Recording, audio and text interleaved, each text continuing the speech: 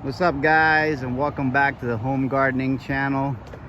Today I want to show you guys how to grow beautiful banana trees like this one that will produce all kinds of varieties of delicious bananas in your garden. So over here I have some banana pups, and these came off of my neighbor's yard. Basically we just dig these I guess they're like a type of a growth that is attached to the main root of the banana.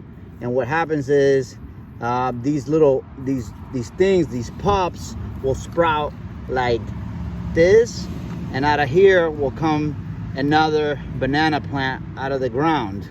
So what we do is we dig these up. There's a bunch of these wherever you have an established banana plantation or area where a bunch of them are growing together, I guess a banana community.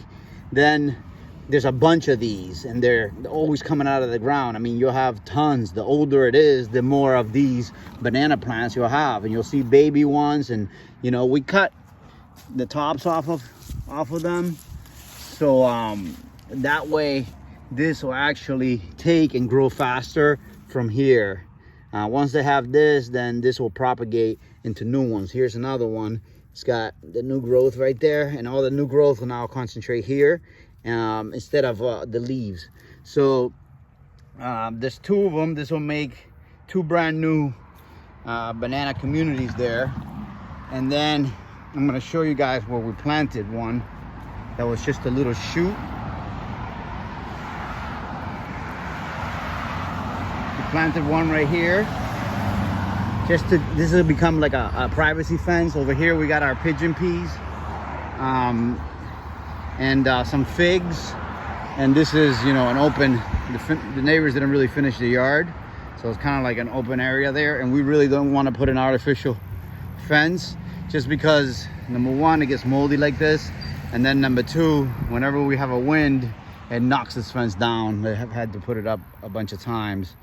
So we want to have a natural barrier, you know, instead of a artificial privacy fence. And then over here we have another two pups that we put in, and this will actually create another privacy fence. And over here I got some more pigeon peas and taro that are growing in, and it'll continue just like these, creating a natural barrier. So basically with the bananas, that's how you plant them. You plant them like that, the pups, and then they become a beautiful banana tree like this. What I do is I will dig a hole about 3 feet around and maybe about 2 feet deep, and then I'll take some of my homemade compost over here and I'll mix it in with that soil over there, and then that is where I plant the pups.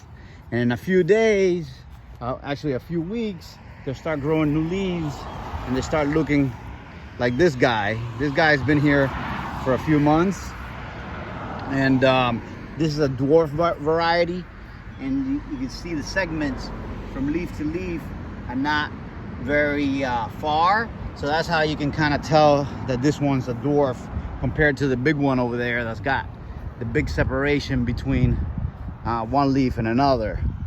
So those are the types of bananas. I actually have 3 already that are established here.